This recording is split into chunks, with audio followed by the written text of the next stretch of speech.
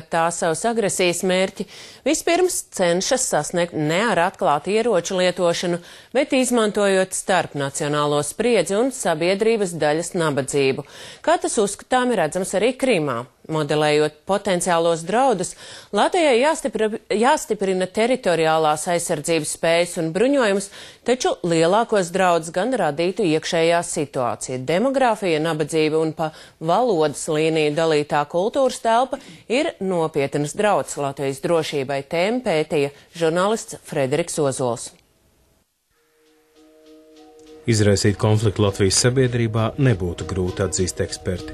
Viens no iemesliem - lielais nabadzīgo un sociāli atstumto cilvēku skaits.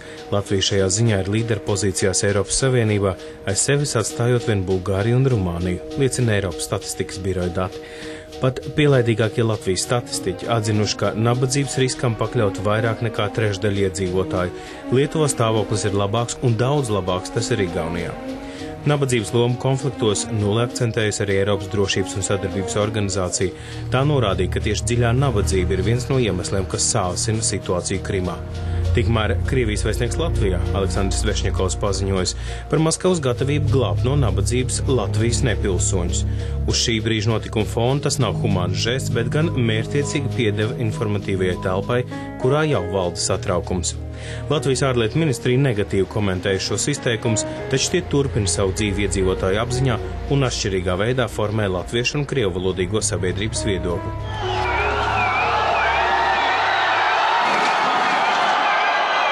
2009. gada 13. janvārs spilgti parādīja, sociālās problēmas un uzticības krīze varai var būt par pamatu straujam agresijas uzliesmojumam. Pēc Krimas analoģisks notikums būtu īpaši bīstams. Policijas spēki, veicot savu darbu, varētu pieliet eļļu ugunī, radot tālāku eskalāciju, un tādējādi raisot arī negatīvas uztveres fonu ārvalstīs. Tieši tas ir vēlamais mērķis, lai attaisnotu ārēju iedarbību. Šie Krimas notikumi iedrošina kaut kādiem radikāliem spēkiem, tas dod iedvesmu visatļautību. Viņi redz, kā reaģē pasauli, kā reaģē vietējās lietas.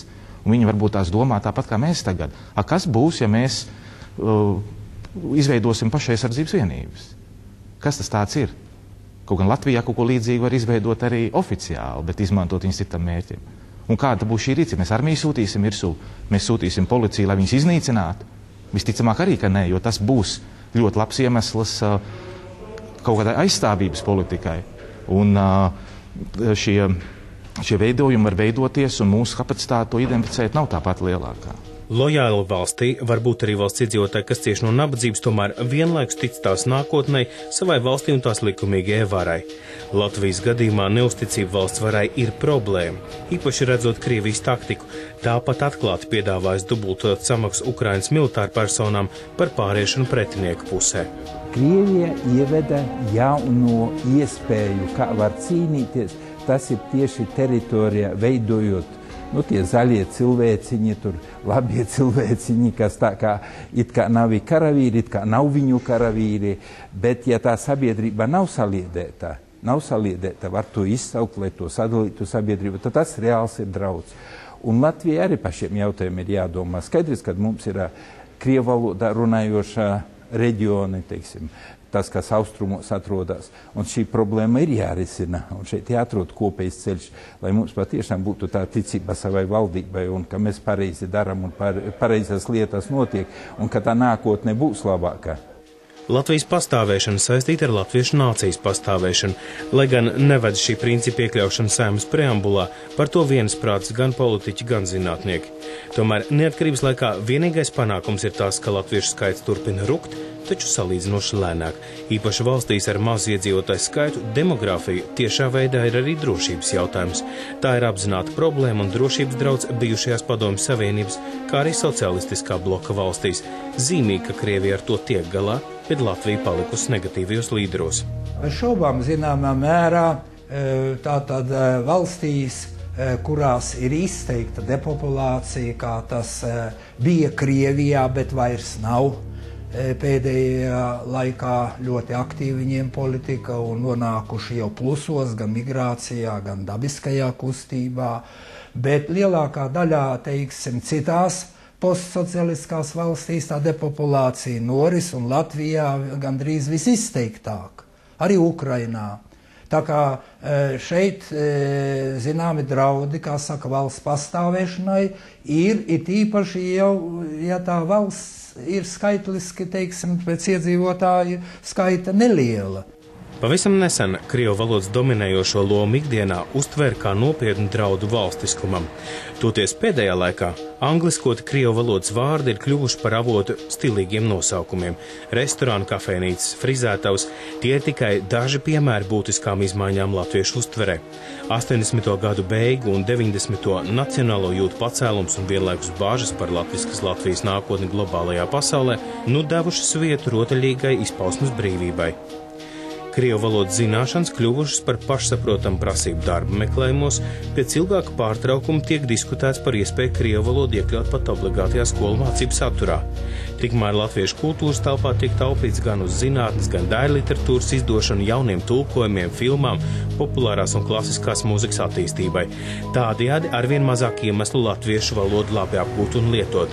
Taču Latvijā tieši valoda ir galvenais raksturlielums, kas nodala divas dažādas kultūras un uztveres telpas.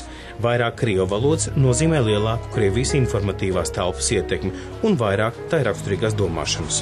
50 gadu laikā mēs esam tā saraduši ar krievu valodu, ka mēs vispār nespējam tikai latviešu valodā domāt, mēs domājam, mēs turam blakus krievu valodu visu laiku, un tas traucē mums atgriezties pie, nostiprināt latviešu valodu un nostiprināt arī valsts neatkarību nostiprināt.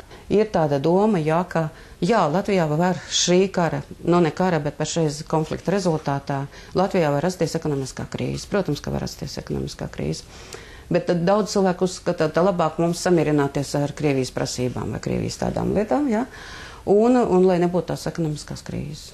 Un tā ir zināma daļa latviešu, tā es domāju, ka nostātos tādās pozīcijās. Kultūra ir arī cilvēka attieksme un pārliecība. Krievijā veiktā aptauja uzrāda, ka šīs valsts iedzīvotājs tagad gandrīz neuztrauc pilsonisko tiesību un demokrātisko brīvību ierobežošanu. Vāji slēpts sentiments pret autoritāru varu, kas sakārtot sabiedrību, pieaug arī Latvijā, tostarp starp latviešiem. Sodot latviskās partijas, vērojams atbalsts krieviskiem politiskiem spēkiem. Jo mazākas iespējas sniedz latviešu kultūras telpa, jo lielāka sociālā nevienlīdzība un jo mazāks latviešu īpatsvars, jo lielāks ir Ukrainas scenārija potenciāls. Tomēr pagaidām tas nav iemesls panikai, bet gan mācība, cik nosacītas ir robežas arī mūsdienu pasaulē. To, ka Krievija